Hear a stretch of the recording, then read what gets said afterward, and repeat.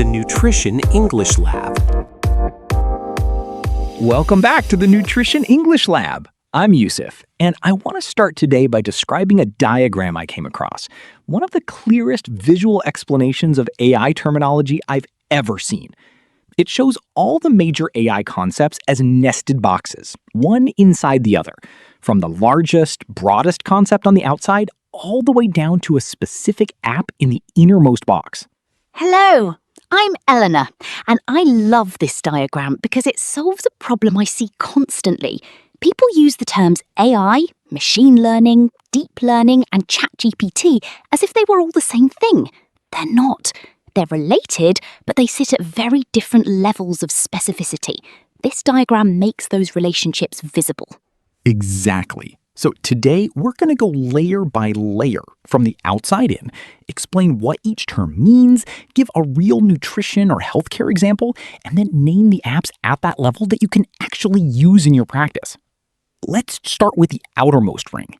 It is important to take into account that each layer builds on the one below it. AI agents are the top layer, using these models and tools to plan, decide, and take action to achieve real-world goals. Let's get started. Let's begin with the outermost ring of the diagram shown on the whiteboard. Artificial intelligence, AI. This is the broadest umbrella. It refers to any computer system designed to perform tasks that would normally require human intelligence. Things like recognizing patterns, making decisions, understanding language, or translating text. The key word is simulate. AI systems simulate human cognitive functions. They don't think, they compute patterns at extraordinary speed and scale. The term was coined in 1956, but what we call AI today is almost unrecognizably more powerful than the systems of even 15 years ago. For example, a hospital EHR system that automatically flags a patient's medication as interfering with vitamin K absorption, that is AI in clinical nutrition practice. Moving inward, machine learning, ML. This is the most important subcategory of AI. Machine learning systems don't follow rigid, pre-written rules. Instead, they learn from data. You feed them examples, and they identify patterns themselves. The more data they have, the better they perform. Here is a concrete example. Imagine feeding a machine learning system the dietary records and health outcomes of 500,000 patients over 10 years. The system identifies patterns. It learns that people who eat certain combinations of foods in specific quantities have significantly lower rates of cardiovascular disease. It discovered that pattern. Nobody explicitly programmed it. That is the power of ML. Pattern discovery at a scale no human researcher could achieve manually. It underpins most of the smart features in nutrition apps today. Personalized food recommendations, risk prediction models, and dietary pattern clustering. Another example might be a dietary assessment app that learns across thousands of users that people who skip breakfast are more likely to exceed daily added sugar targets by evening, and adjust its notifications accordingly. Next ring, neural networks. This is a specific type of machine learning architecture inspired by the structure of the human brain.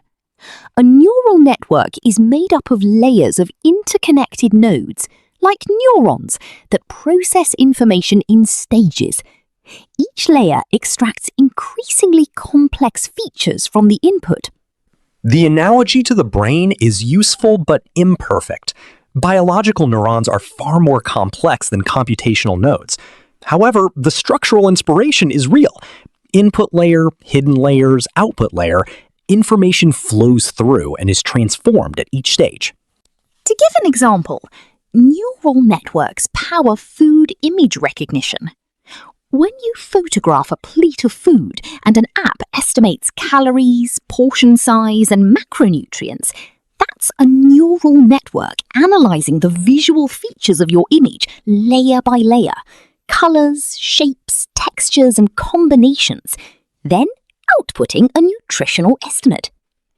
For instance, Google Lens Food uses neural networks to identify foods from photographs.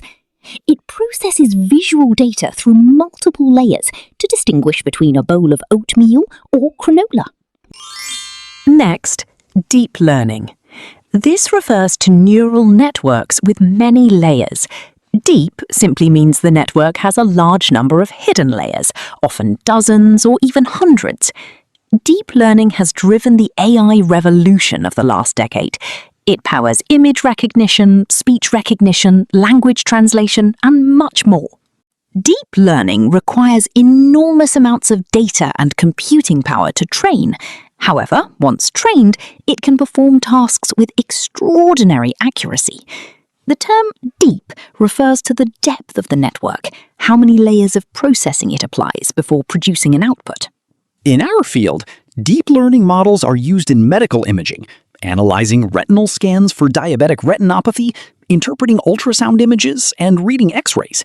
They are also used in genomics, analyzing thousands of genetic variants to predict nutritional responses. A strong example is AlphaFold, DeepMind's deep learning model, which predicted the 3D structure of virtually every known protein. This is transforming our understanding of nutrient-enzyme interactions and metabolism. Now we reach transformers, and this is where the modern AI explosion truly begins. Transformers are a specific deep learning architecture introduced in a landmark 2017 paper titled "Attention is All You Need." It changed everything. The key innovation of transformers is the attention mechanism. Traditional neural networks process text sequentially, word by word. Transformers process entire sequences simultaneously and determine which words or tokens are most relevant to each other, regardless of their distance in the text. For healthcare professionals, this means a transformer-based AI can read a long clinical document and understand that the patient's iron levels were low at the beginning is related to ferrous sulfate was prescribed at the end, even with thousands of words in between.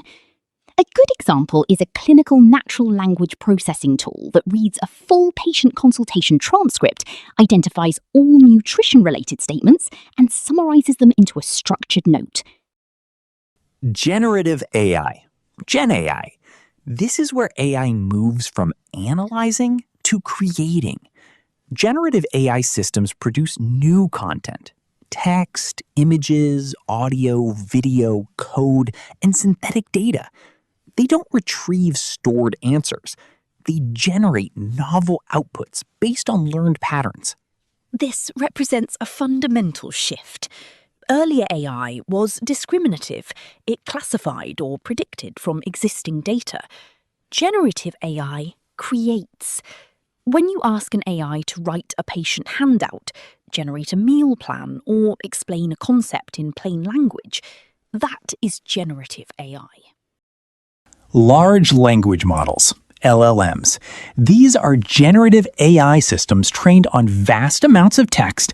They learn patterns of language, grammar, meaning, context, and reasoning by processing billions of documents. LLMs can summarize, translate, explain, question, argue, write, code, and converse. However, an important limitation is that they do not inherently verify information in real time. They generate responses based on patterns in their training data, which has a cutoff date. This can lead to confident but incorrect outputs, known as hallucinations. GPT, Generative Pre-trained Transformers. This is a specific family of LLMs developed by OpenAI. The name explains their function: generative, pre-trained, and based on transformer architecture. And finally, the innermost ring, ChatGPT. This is the application layer, the user interface built on top of GPT models to make them conversational and accessible. It is not the model itself, it is the product you interact with. And this is why the nested diagram is so powerful. Each layer is a subset of the one that contains it. If you want to know which tools healthcare professionals can use based on the diagram shown here and each of its layers, you can download a guide to useful AI resources in the video description below. Thank you for joining us. Do not forget to subscribe to our channel so you do not miss any useful videos. If you would like us to cover a specific topic, please leave your suggestion in the comments section. We will be happy to read it. See you in the next episode. Stay curious and keep asking what's inside the box. Goodbye. The Nutrition English Lab.